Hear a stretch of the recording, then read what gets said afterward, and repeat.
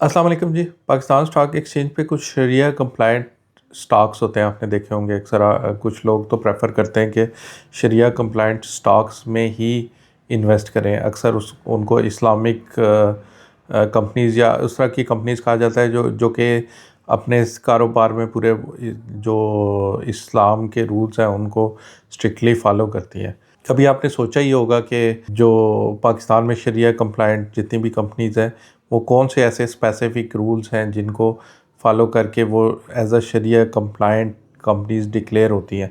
तो ये तकरीबन 5 से 6 डिफरेंट मेन क्राइटेरियाज़ हैं जिसकी बेस पे जो कंपनीज़ हैं वो as a sharia compliant company mark हो जाती है। इसमें यह है कि थोड़ा बहुत छूट भी होती है। मसलन जो कंपनीज प्रॉफिट वगैरह कमा रही हैं उसमें तकरीबन 5% ऑफ द टोटल प्रॉफिट जो है वो उनको अलाउड होता है कि वो नॉन शरिया कंप्लाइंट सोर्सेज से भी आ रहा हो तो वो उसको as a sharia compliant declare कर दिया जाता है। ये तो मैंने जस्ट आपको एक एग्जांपल देने की कोशिश की है, लेकिन इस तरह से 6 एग्जैक्ट क्राइटेरियाज़ हैं जिसकी बेस पे कोई भी company as a sharia compliant company जो है वो डिक्लेयर होती है। और इन 6 क्राइटेरियाज़ का जिक्र मैंने अपनी एक पुरानी वीडियो में किया था, जो कि मेन टॉपिक उसका कोई और था लेकिन उसमें ये बताया था। तो उसके लिए मैं आपको छोड़े जा रहा हूँ उस स्पेसिफिक पार्ट पे उस वीडियो के, जिसमें मैंने डिटेल में बताया था कि कोई भी कंपनी पाकिस्तान स्टॉक एक्सचेंज पे जब शरिया कंप्लाइंट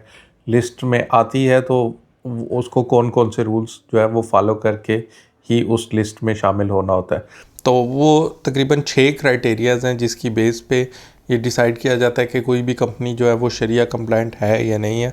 तो सबसे पहले तो नेचर ऑफ़ बिज़नेस आता है। कोई भी कंपनी, उसका जो नेचर ऑफ़ बिज़नेस है ना, वो शरिया के असूलों के ख़िलाफ़ नहीं होना चाहिए।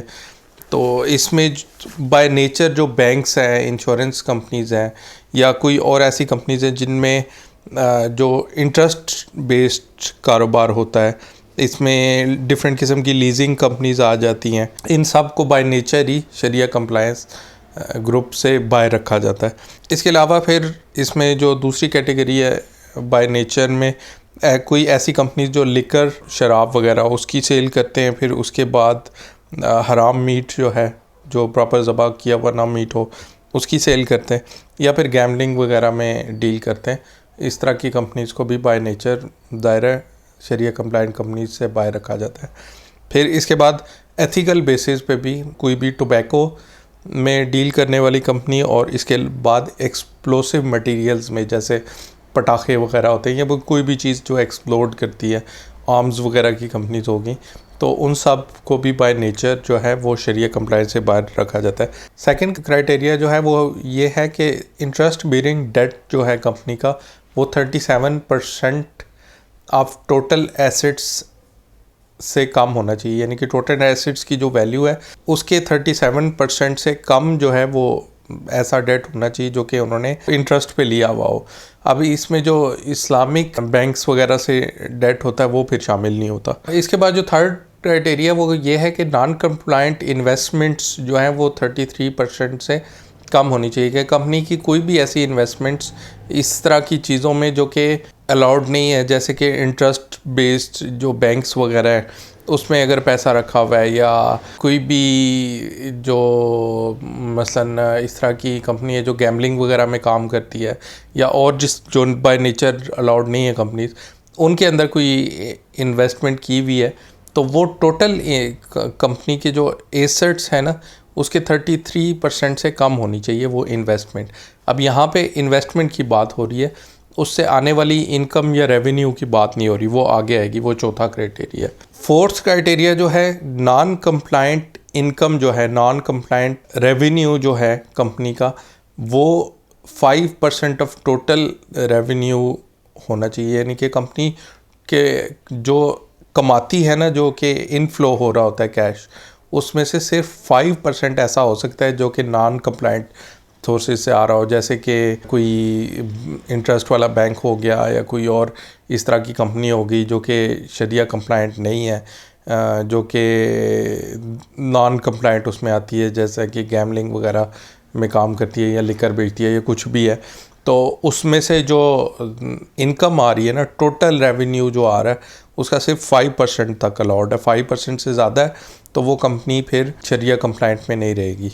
जो fifth criteria, in liquid assets of company जो है वो 25% से ज़्यादा होने चाहिए। यानी कि कंपनी के पास ये ना हो कि 75% से ज़्यादा कैश पड़ी हो या लिक्विड एसेट्स इस तरह के पड़े हो जो कैश या कैश की तरह के एसेट्स होते हैं, जैसे फिक्स डिपॉजिट्स होगी या कोई भी ऐसी चीज़ जहाँ पे आपने इन्वेस्ट किया हुआ है और उसको एकदम कैश में कन्वर्ट कर सकते हैं, जैसा कि फ़िक्स्ड इनकम में कोई म्यूचुअल फंड्स वगैरह इस तरह के हो गए जो कि फ़िक्स्ड इनकम के म्यूचुअल फंड्स हैं, कैश की तरह के एसेट्स। उसके अलावा जो एसेट्स हैं ना वो 25% से ज़्यादा होने चाहिए, जो सॉलिड एसेट्स होते हैं कैश के अलावा। इसके अलावा जो सिक्स क्राइटेरिया है कि कंपनी के जो नेट लिक्विड एसेट्स पर शेयर हैं वो कंपनी की शेयर प्राइस से ज़्यादा नहीं होने चाहिए। तो इन 6 क्राइटेरियाज को जो कंपनीज मीट करती हैं उनको फिर शरिया कंप्लाइंट लिस्ट में जो KMI ऑल है उसमें ऐड कर दिया जाता है। और ये तो थे कुछ क्राइटेरियाज जिसकी बेस पे कोई भी कंपनी शरिया कंप्लाइंट लिस्ट में ऐड हो जाती है पाकिस्तान स्टॉक एक्सचेंज की। लेकिन अगर किसी एक क्राइटेरिया को भी वो फॉलो करना बंद कर देते हैं या उनकी जो लिमिट्स हैं उससे ऊपर नीचे हो जाती हैं चीज़ें, तो उसको कुछ अरसे के लिए उस शरिया कंप्लाइंट लिस्ट से निकाल दिया जाता है जब तक वो दोबारा उस क्राइटेरिया को मीट नहीं करते।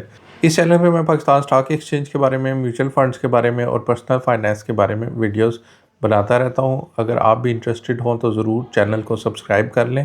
अगर ये वीडियो अच्छी लगी हो तो लाइक का बटन प्रेस कर दें। मिलते हैं अगली वीडियो में इंशाल्लाह।